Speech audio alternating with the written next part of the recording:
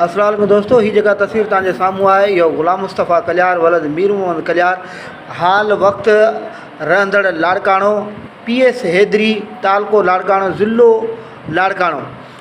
3 ॾींहं पहिरीं घरां निकिरी वियो, अॼु ताईं उन सां को राब्तो न आहे। उनजा सभु नंबर बंदि थी विया आहिनि। असां SSP साहब खे बि दरख़्वास्त कई आहे ऐं PS हैदरी खे बि दरख़्वास्त, पर को बि पुलिस तहरीक न वरितो आहे। इन करे तव्हां सोशल मीडिया वारनि दोस्तनि खे अपील था कयूं त हिनखे वधि खां वधि शेयर कयो त जीअं ही हमरा वापसि अची सघे। असल हक़ीक़त इहा आहे त 6 महीना पहिरीं हिन जी हिकिड़ी बकरी गुम थी वई। 3 ॾींहं पहिरीं हिन वटि हमरा आयो त तुंहिंजी बकरी जेका आहे उहा मूं हथु कया, हल 8000 खण त तोखे बकरी वापसि तोराए ॾियां। घरां इहो चई त 8000 खणी त भाउ मां बकरी जेका पंहिंजी गुम थी वई उहा मिली आहे, भुंग ते वापसि वराइण थो वञा। ओॾीमहिल खां पोइ यको हुन सां को बि राब्तो कोन्हे। को 2 ॾींहंनि खां पोइ घरवारी जेको आहे उनजा भाइर जेके वली मोहम्मद शहर में रहनि था ऐं ॻोठु हाजी अली तो कलियार में रहनि था, उन्हनि सां अची राब्तो कयो त तव्हांजो भाउ 3 ॾींहंनि खां वठी गुम आहे, अञा त हुनजो को राब्तो कोन्हे। 2-3 नंबर जेके आहिनि उहे सभु बंदि आहिनि। हितां हिकु हमरा जेको आहे उनखे वठी वियो, इहो चई 8000 खणी वियो त बकरी जेका तुंहिंजी गुम थी वई उहा तोखे वापसि वराए छॾियो।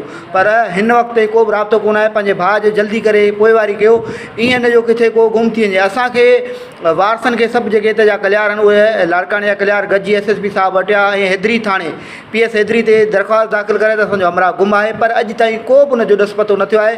असां IG सिंध खे, DIG लाड़काणे खे ऐं SSP लाड़काणो ऐं PS हैदरी खे अपील था कयूं त जल्द खां जल्द ग़ुलाम मुस्तफ़ा कलियार वलद मीर मोहम्मद कलियार खे बाज़ियाब कराए, न त ॿी सूरत में सख़्तु एहतिजाज कयो वेंदो। ऐं सभिनी दोस्तनि खे अपील आहे त जंहिंखे बि हथु अचे त 0333 16 760 जानवन कलियार सां राब्तो करे त तव्हांजा लख अहसान थींदा।